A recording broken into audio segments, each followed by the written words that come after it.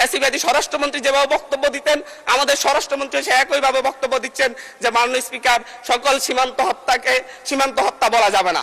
আমরা বলছি প্রত্যেকটা সীমান্ত হত্যাই হত্যা, প্রত্যেকটা সীমান্ত হত্যাই আমাদের সার্বভৌমত্বের জন্য হুমকি। মাননীয় স্পিকার, যে সীমান্ত হত্যা নিয়ে ভারতের দালালি যেভাবে হচ্ছে, ভারতের দালালি যেভাবে আওয়ামী সরকার করত, ফ্যাসিবাদী সরকার করত, ঠিক একইভাবে আমাদের এই সংসদের বিভিন্ন মন্ত্রীরাও একই ধরনের ভারতীয় ভাষায় কথা বলে।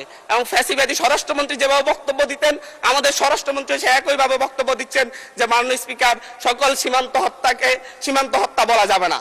আমরা বলছি প্রত্যেকটা সীমান্ত হত্যাই হত্যা, প্রত্যেকটা সীমান্ত হত্যাই আমাদের সার্বভৌমত্বের জন্য হুমকি। মাননীয় স্পিকার, বাংলাদেশে আমরা 2024-এ পরবর্তী এতদিন আমরা মব কালচারের কথা বলেছে যে হচ্ছে ডক্টর ইউনূস সরকারের সময় মব কালচার অনেক বৃদ্ধি পেয়েছে, কিন্তু আমরা দেখতে পাচ্ছি বাংলাদেশ ব্যাংকে মব সৃষ্টি করে গভর্নরকে বের করে দেওয়া হচ্ছে। আমরা দেখতে পাচ্ছি বাসসে মব সৃষ্টি করে বাসসের এমডিকে বের করে দেওয়া হয়েছে। কেন? সরকার ক্ষমতায় আছে, সরকার কেন মব সৃষ্টি করে বের করতে হবে? সরকার তো তাদেরকে প্রত্যাহার করে নিলেই বা চাকরি চুক্তিভিত্তিক চাকরি নিয়োগ বাতিল করলে হয়ে যায়। এই ক্ষেত্রে সরকার মবের আশ্রয় নিয়েছে। গত 4 মাসে 17 জন শিশুকে ধর্ষণের উপর হত্যা করা হয়েছে, 118 জন শিশুকে ধর্ষণ করা হয়েছে। কিন্তু আমরা দেখছি যে এবং সারা বাংলাদেশে এই ধর্ষণের সংখ্যা প্রায় 5 শতাধিক এবং সারা বাংলাদেশে বিশ্বকাপ দেখুন বায়োস্কোপ প্লাসে, সব নেটওয়ার্কে, সব ডিভাইসে।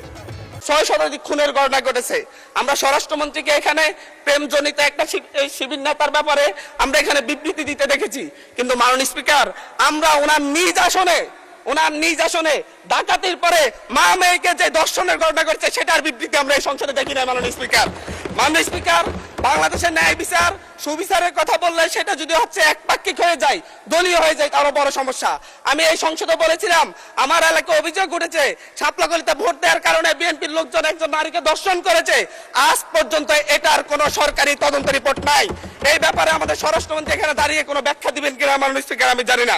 মাননীয় স্পিকার, আমাদের এই একটা বাজেটে ঠিক পূর্ব বাজেট ঘোষণার পর দিনই বাংলাদেশে নিত্য পণ্যের দাম বৃদ্ধি হয়ে গেছে। চালের কেজি বেড়ে গেছে 7 টাকা, আমাদের তেলের লিটারে বেড়েছে 5 টাকা।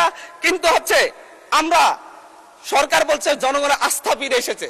কিন্তু মাননীয় স্পিকার, আমাকে আরো 3 মিনিট সময় বাড়িয়ে দিবেন, আমি এই কথাগুলো বলতে চাচ্ছি জনগণের হয়ে। মাননীয় সদস্য, সম্মানিত বিরোধী দলীয় চিফ হুইপ 7 মিনিট দিয়েছেন আপনাকে সময়, তারপরেও আমার ডিসক্রিপশনে আরো 1 মিনিট বাড়ানো হলো। ধন্যবাদ।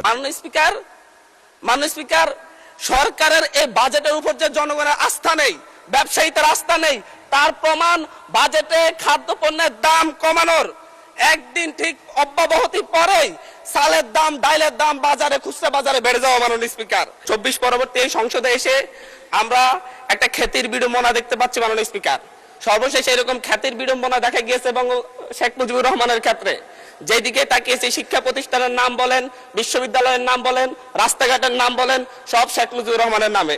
শেখ মুজিবুর রহমান মৃত ছিলেন, উনি হয়তো জানতেন না ওনার নামে সব জায়গায় এত কিছুর নামকরণ করা হয়েছে।